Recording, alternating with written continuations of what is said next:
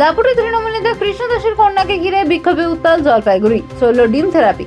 তৃণমূল নেতা কৃষ্ণ দাসের মেয়ে তথা জেলা পরিষদের শিক্ষা কর্মাধ্যক্ষ প্রণয়িতা দাসকে ঘিরে তীব্র বিক্ষোভের ঘটনায় বৃহস্পতিবার উত্তপ্ত হয়ে উঠল জলপাইগুড়ির কোতোয়ালি থানা এলাকা। বিক্ষোভকারীদের অভিযোগ, দীর্ঘদিন ধরে এলাকায় বিজেপি কর্মী ও সাধারণ মানুষের উপর অত্যাচার চালানো হতো।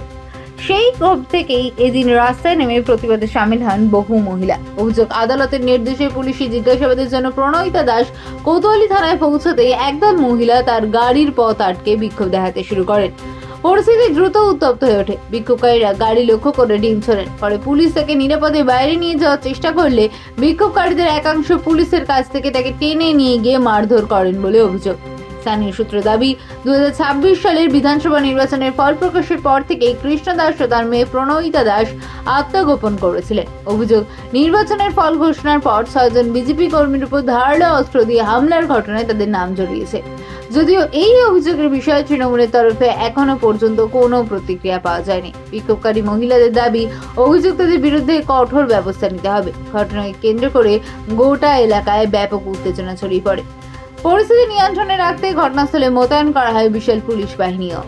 দীর্ঘদিন দিনের পর দিন অত্যাচার সহ্য করেছে এতগুলো বছর ধরে, কেন করবে? ওনার বাবা তো ক্রিমিনাল, মেয়ে তো ক্রিমিনাল হবে, তো সেই কারণেই ডিম ছোড়াছুড়ি করেছে।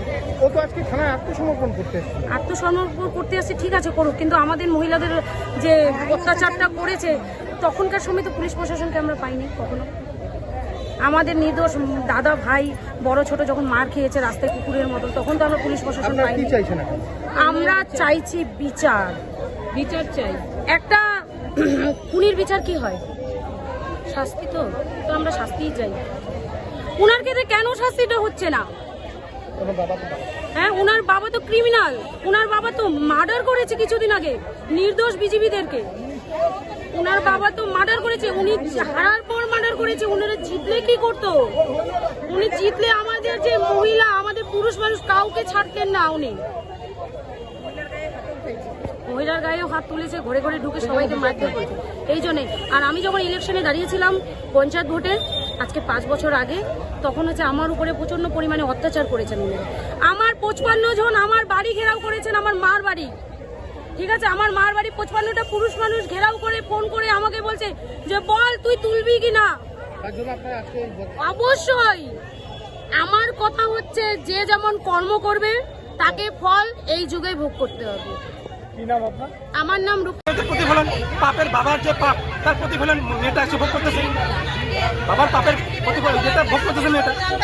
এই ভোট নির্বাচনের যেদিন ফল ঘোষণা হলো তার পরের দিনই আপনাদের 6 জন কর্মীকে এর বাবা কুপিয়েছে, এ সমেত কুপিয়েছে।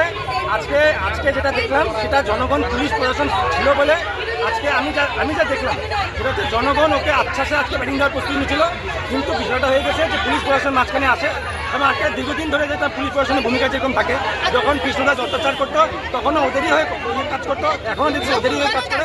তাও দেখা গেল যে একটু মানুষের জনরোষটা একটু ভোট প্রকাশ করেছে, এটা দেখলাম। আপনারা কি চাইছেন? আমরা চাইছি এদের বিরুদ্ধে তো কঠোরতম শাস্তি। আমরা আইনে হাতে তুলব না, কঠোরতম শাস্তি দাবি করি। এমন শাস্তি পাক যেটা দৃষ্টান্ত হয়ে যাক যে এরকম ডন এখানে শহর আমাদের ও যাতে এটা না মনে করে যে ওই এলাকার বাপ। শান্তপ্রিয় জায়গা,